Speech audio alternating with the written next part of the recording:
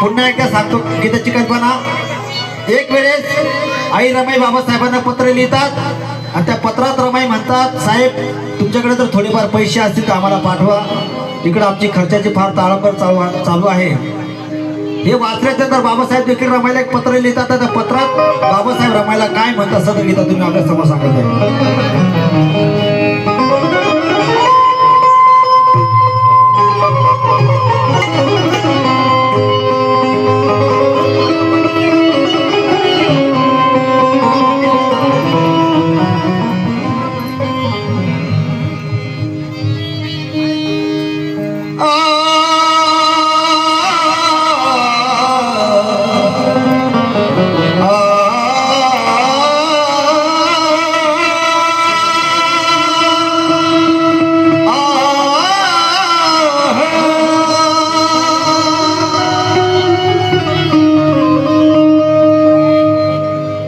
बघा बाबासाहेब ते पत्र वाचून बाबासाहेब देखील रमाईला एक पत्र लिहितात आणि त्या पत्रात रमाईला बाबासाहेब काय म्हणतात, अग पैशा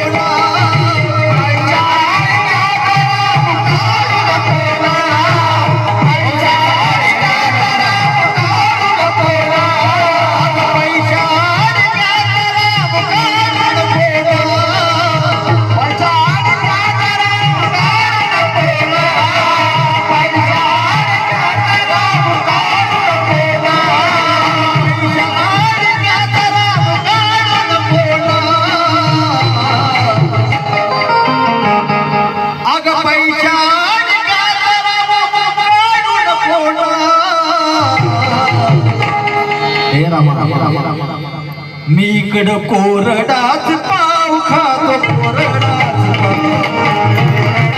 पाव